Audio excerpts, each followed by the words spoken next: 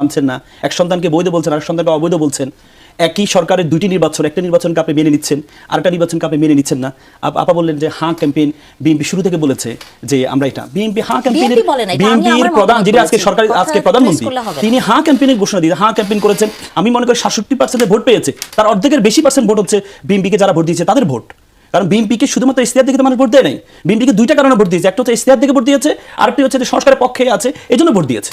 আপনি মোশাররফ একটু আগে বললেন যে নোট অফ ডিসেন্ট দিয়েছেন, নোট অফ ডিসেন্ট আপনি দিতেই পারেন, আপনি নোট অফ ডিসেন্ট দিয়েছেন, কিন্তু সংখ্যাগরিষ্ঠতা যখন মেনে নিয়েছে এটাকে নোট অফ ডিসেন্ট যদি না থাকতো তাহলে কিন্তু গণভোট দরকার ছিল না। গণভোট কখন আসছে? যখন আপনি নোট অফ ডিসেন্ট দিয়েছেন, আপনার ভিন্নমত ছিল, তখন বলছে ঠিক আছে যেহেতু আমরা 25টা দল আমরা পারি নাই তাহলে আমরা জনগণের হাতে ছেড়ে দিই। আপনি তো জনগণের হাতে বলটা ছেড়ে দিলেন, তো জনগণ সিদ্ধান্ত নিয়েছে হাঁ ক্যাম্পেইন।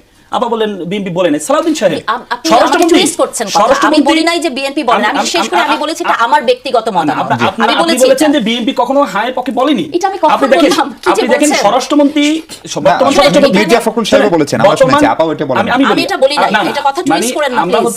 আমরা কেস খাই তো আপনাদের কাছ থেকে, কথা টুইস্ট করেন না। বিএনপি বলেছে, আমি বলেছি যে এটা আমার প্রথম থেকে ব্যক্তিগত মতামত। আমি আপনাকে বলি আপনার ব্যক্তিগত মতামত ছিল এটা। সংবিধানের দোহাই দিয়ে আমি মনে করছি যে শেখ হাসিনা এইভাবে আগুন নিয়ে খেলেছে।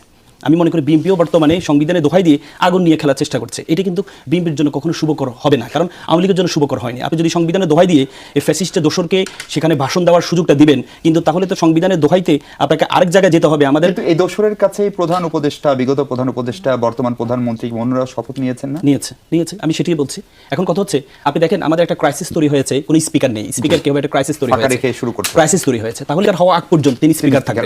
তার মানে এখনো ডেপুটি স্পিকার যিনি শামসুল হক টুকু সাহেব উনি কিন্তু জেলে আছেন, তার মানে উনি এখনো কিন্তু এক্সিস্টিং কি স্পিকার। তাহলে আপনি যদি সংবিধানে দোহাই দিতে চান তাহলে আপনাকে তাকে প্যারালাল মুক্তি দিয়ে আপনি এই সংসদে, কারণ আপনাকে শিরিন শারমিন চৌধুরী আমরা তো জানি না সে কোথায় আছে, কিন্তু আপনি যদি এই সংবিধানের কথা চিন্তা করেন তাহলে আপনাকে ডেপুটি স্পিকারকে প্যারালাল মুক্তি দিয়ে এই সংসদ পরিচালনা করতে হবে। যদি আপনি মনে করেন যে সংবিধান আমাকে ধারাবাহিকতা বজায় রাখতে হবে তাহলে তার মাধ্যমে আপনাকে এটা পরিচালনা করতে হবে, কিন্তু তার বিপরীতে আপনি সংবিধানের দোহাই দিয়ে রাষ্ট্রপতি ভাষণটা আপনি সেখানে দিচ্ছেন, সে একজন ফ্যাসিস্টের দোসর ছিল।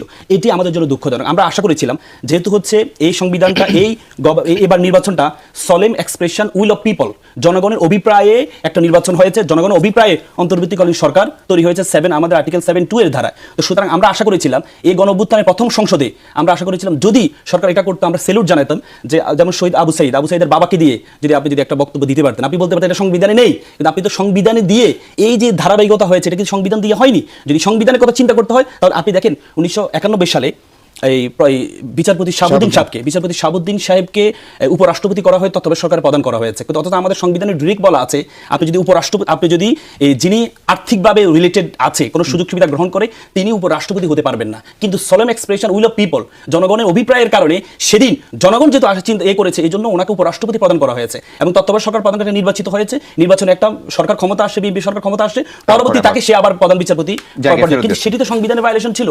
তারপরেও যেহেতু সংবিধানে আমাদের মূল থিমটা হচ্ছে 7(2)(7) বলা আছে জনগণের অভিপ্রায় হচ্ছে সবার উপরে। তো সুতরাং এখন জনগণের অভিপ্রায় কি? জনগণের অভিপ্রায় হচ্ছে যারা জনগণের অভিপ্রায় তো সেটা যেটা ভোটের ফলাফল এসেছে। ভোটের ফলাফল তো দুইটা হয়েছে, ভোটের ফলাফল তো একটা হয়নি।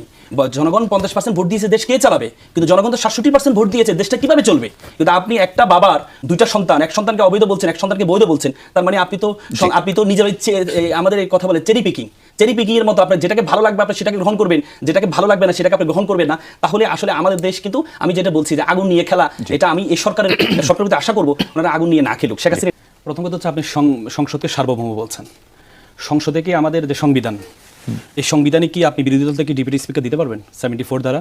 পারবেন না। বুঝুন কথা।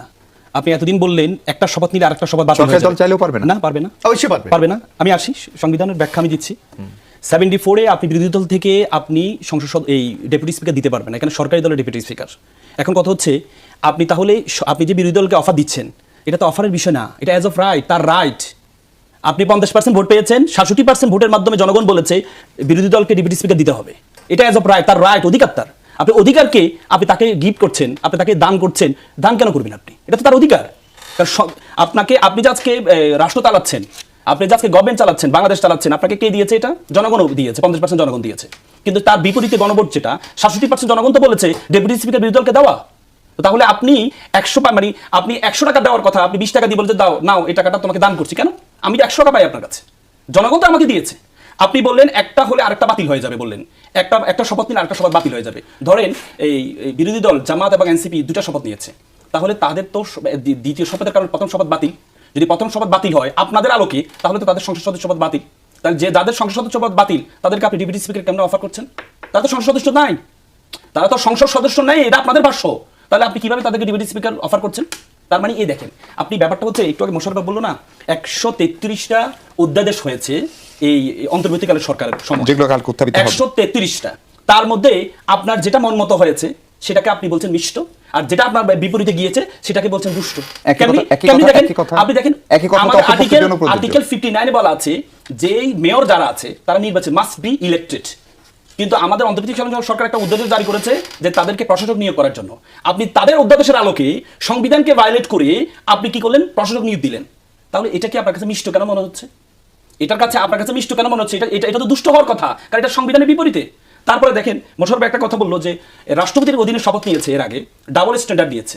আপনি দেখেন রাষ্ট্রপতিকে সরানোর জন্য এনসিপি জামাত সবাই আন্দোলন করেছে, কিন্তু বিএনপি বলেছে সাংবিধানিক শূন্যতা তৈরি হবে, রাষ্ট্রপতিকে সরানো যাবে না। সংবিধানকে স্থগিত করার জন্য বিরোধী দল থেকে জামাত এবং এনসিপি থেকে বলা হয়েছে, বিএনপি বলেছে না, কারণ সংবিধান যদি স্থগিত হয়, রাষ্ট্রপতিকে যদি অপসারণ করা হয় তাহলে কি হবে? তাহলে হচ্ছে নির্বাচনটা দেরি হয়ে যাবে। এই জন্য ওনাদের বিরোধিতার কারণে রাষ্ট্রপতিকে সরানো যায় নাই এবং কি সংবিধানকে স্থগিত করা যায়নি। আপনি 1977 সালে জিয়াউর রহমান সাহেব গণভোট আয়োজন করেছে, তখন সংবিধানে গণভোট ছিল না, কিন্তু শুধুমাত্র জনগণ অভিপ্রায়ের কারণে 1977 সালে এবং 79 সালে গণভোটকে সংবিধানে যুক্ত করা হয়েছে। তার মানে আপনি 77 সালে আপনি যেটি 77 সালে আয়োজন করেছেন সেটা তো সংবিধানে ছিল না। তার মানে আপনি যদি সব জায়গায় সংবিধানের বিষয়গুলো নিয়ে আসেন, না তখন মাশাআল্লাহ ছিল, সংবিধান সাসপেন্ড ছিল। এই তো ছিল সংবিধান স্থগিত কে করেছে? সামরিক শাসক। এই তো আমি সেটাই তো বললাম। আপনি যখন এই যে এবারে অন্তর্বর্তীকালীন সরকার যখন সংবিধান স্থগিত করতে চেয়েছিল, তখন আপনি বলছেন সাংবিধানিক শূন্যতা তৈরি হবে। আপনি রাষ্ট্রপতিকে সরানোর বিষয়ে আপনি বলেন সাংবিধানিক শূন্যতা তৈরি হবে। তাহলে আপনি যখন আপনার পক্ষে গেলে আপনি ভালো, আপনার বিপক্ষে গেলে আপনি এটা খারাপভাবে নেবেন কেন? কথাই তো বুঝছেন যে পরিমাণ উত্তেজনা আজকে আপনি দেখতে পাচ্ছেন এখানে, না? আমরা তো আশা করেছিলাম যে কালকে সবাই সংসদে যাবে এবং বাংলাদেশে এরকম একটা সিচুয়েশন, একটা সংসদ বসছে, এটাতেই তো আমাদের সবার কুল অ্যান্ড কাম থাকার কথা ছিল। কিন্তু যে উত্তেজনা আমি এখানে দেখছি, তাহলে সংসদে কি হবে সেটা তো বুঝতে পারছেন। যে কথাটা আপনি বললেন প্যাকেজ, হোয়াট ইজ প্যাকেজ? হ্যাঁ, ভাই কিন্তু উত্তর দিতে পারলেন না প্যাকেজ কি। ভাই কিন্তু বলছেন এটা হতে পারে জুলাইয়ের এটা। জামাতে ইসলামী ধরেন এই ধরনের কিছু শব্দ বলে সবসময় একটা মানে সম্ভাবনার জায়গা ওপেন রেখে দেয়। ধরেন আজকে বলবে প্যাকেজ হচ্ছে জুলাই, কালকে সংসদে যে ওনাদের প্যাকেজে আরেকটা জিনিস যুক্ত হবে। ওনারা অপশন খোলা রাখেন, যে অপশন দিয়ে মানে প্রতিযোগিতা, কম্পিটিশন এবং দ্বন্দ্ব বিতর্ক তৈরি করা যায়। যে কথাটি রাসেল বলছিলেন মিষ্ট এবং দুষ্টর কথা, বিএনপির কাছে কোনটা মিষ্ট এবং বিএনপির কাছে কোনটা দুষ্ট, এটা কিন্তু বিএনপি আগেই বলে দিয়েছে। বিএনপি কি নোট অফ ডিসেন্ট দেয় নাই? বিএনপি তো নোট অফ ডিসেন্ট দিয়েছে। তাহলে যেগুলোতে বিএনপি নোট অফ ডিসেন্ট দিয়েছে, বিএনপিকে একবারও বলেছে যে আমরা নির্বাচিত হলে এগুলো মেনে নিব? বলে তো নাই। তার মানে প্রথম দিন থেকে বিএনপির কাছে যেটা মিষ্টি সেটা মিষ্টি আছে, বিএনপির কাছে যেটা দুষ্ট সেটা দুষ্টই আছে। দেখেন একটা সুন্দর অফার, যেটাকে আপনি বলছেন ডেপুটি স্পিকার